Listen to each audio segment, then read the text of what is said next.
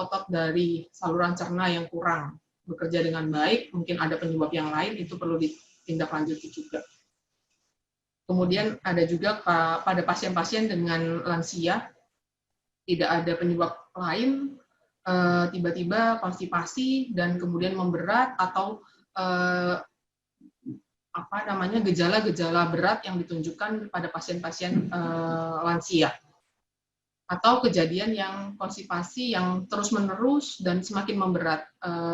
Biasanya dalam waktu 1 bulan kita prefer untuk kita rujuk, 1 bulan kita obati dan tidak ada perbaikan, mungkin sudah saatnya dirujuk.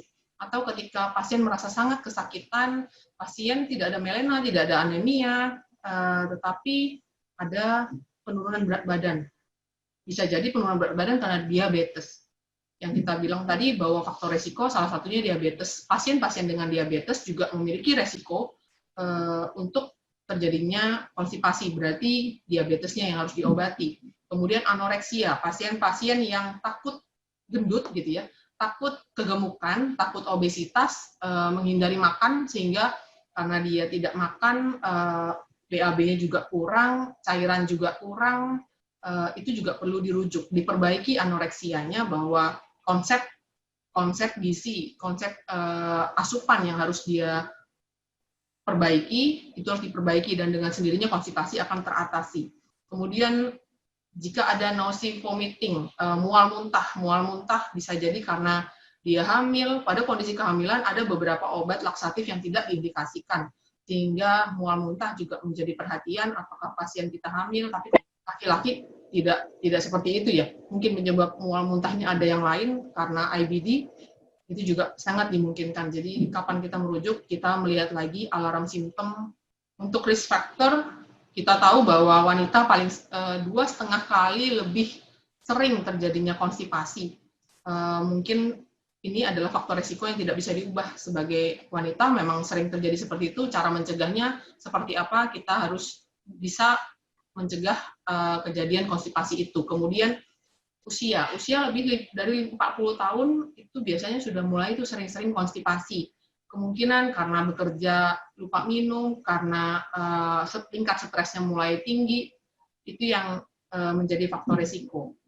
Atau post operasi, karena ada gangguan di abdomen, ada post surgery, atau pregnancy, kurangnya aktivitas, kurangnya intake cairan, polifarmasi yang kita garis bawahi di sini, terutama pada pasien-pasien dengan usia lanjut, banyak obat-obatan yang perlu kita cek kembali. Yang tadi disampaikan, CCB, kemudian obat kemoterapi, opiat, analgesik, itu menjadi perhatian.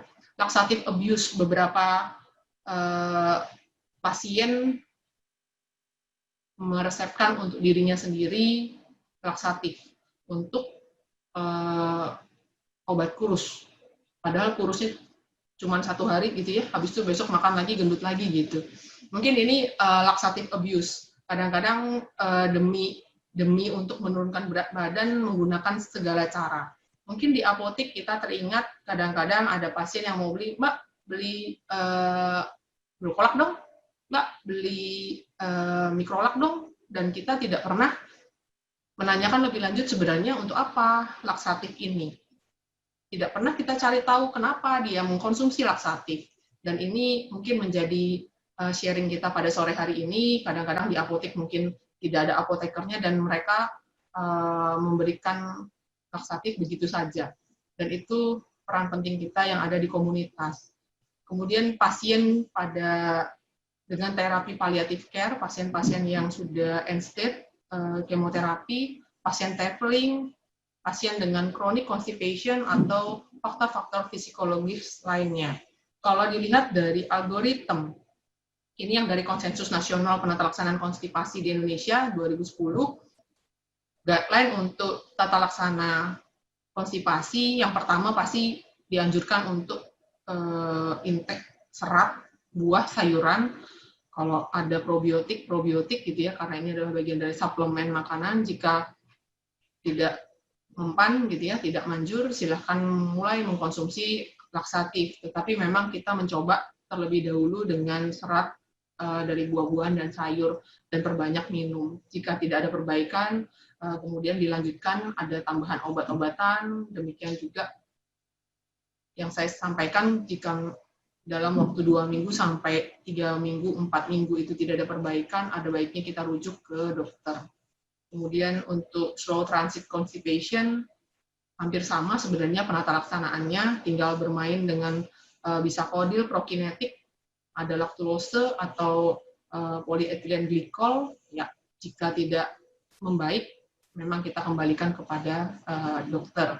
Anorectal dysfunction sebenarnya adalah bagian saatnya kita merujuk. Bagaimana kita tahu memang agak sulit, karena itu kita melakukan rujuk, merefer kepada dokter.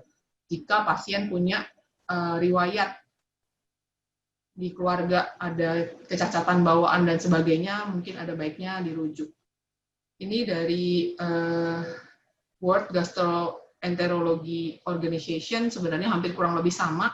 Jadi penata laksanaan konstipasi itu selalu dengan fiber gitu ya, dengan makan makanan berserat, minum minum yang banyak gitu ya. Biasanya kebutuhan minuman kita itu 30 sampai 50 cc per kilo per hari. Atau ada yang bilang 6 sampai 8 gelas 250 cc. Tetapi dikembalikan lagi pasien tersebut ada apakah ada penyakit penyerta lainnya, karena beberapa penyakit misalnya pada pasien gagal jantung ataupun ginjal, gangguan pada ginjal mungkin ada batasan cairan, jadi kita harus menggali benar-benar terkait dengan keluhan pasien. Di sini juga ditambahkan bisakodil atau sodium pikosulfat, mungkin ini adalah suatu stimulan laksatif, dan jika ini tidak membantu, maka kita bisa rujuk. Jika dia slow transient constipation, kurang lebih sama gitu ya. Di sini ada namanya lubiproston. Kita di Indonesia barang ini sudah mulai masuk, harganya lumayan gitu ya. Dosisnya 2 kali 2 tablet. Ini menghambat di channel klorid. Mungkin nanti kita belajar farmakologinya. Manajemen konstipasi dibagi menjadi 2, non-farmakologi terapi dan farmakologi terapi. Untuk non-farmakologi terapi kita gunakan diet, kemudian meningkatkan fiber, meningkatkan cairan, makan buah-buahan, itu selalu kita sampaikan kepada pasien. Yang kedua, non-farmakologi bisa dijalankan dengan surgery. Ini ranah dokter, kemudian biofeedback, biasanya seperti electrical stimulation, akupunktur, seperti itu ya, itu bisa disarankan. Kemudian untuk farmakologi terapi sendiri, kita fokus di sini. Kita lihat untuk konstipasi sendiri ada laksatif, beberapa tipe laksatif, ada balok laksatif yang dia membentuk balok ya, membentuk massa sehingga merangsang otot-otot di anal untuk mengeluarkan kotoran-kotoran. Kemudian juga ada osmotik laksatif, dia meningkatkan absorpsi air, kemudian melembutkan feses sehingga mudah dikeluarkan. Ada di dalam kelompok ini ada gliserin, ada laktulose, ada garam fosfat, mungkin kita kenal dengan enema gitu ya, polyethylene glycol, ada garam Inggris, biasanya pada kondisi-kondisi tertentu seperti endoskopi, mereka akan membutuhkan yang seperti ini. Garam Inggris yang agak mulus gitu ya. Kemudian lubrikan laksatif, kita punya mineral oil, parafin liquid, nama lainnya. Stimulan laksatif kita punya bisakodil, sodium bikosulfat, mungkin yang ada di sini yang saya sampaikan yang ada di Indonesia. Beberapa seperti Docusap, saya mencari di MIMS tidak ada, kayaknya produk itu tidak ada. Kemudian chloride channel activator, ada lubiproston. Ketika semua sudah tidak mempan, biasanya ini mulai dikeluarkan, lubiproston. Yang terakhir non laksatif, ada prokinetik, kita pakai domperidon, metoclopramid, ada cisaplid, ini merupakan suatu prokinetik, meningkatkan peristaltik dari usus. Nah, ini fokus sedikit terkait dengan stimulan laksatif yang paling sering kita konsumsi di apotik ataupun yang ada di rumah sakit, paling sering diresepkan, mungkin lebih jauh. Sebenarnya kita lebih mengenal kepada kombinasi bentuk sediaan yang ada. Bisakodil sendiri punya sediaan tablet, yang paling sering terjadi kesalahan itu adalah tablet diminumnya pagi hari kemudian pasien BAB-nya di malam hari. Karena kita tahu sebenarnya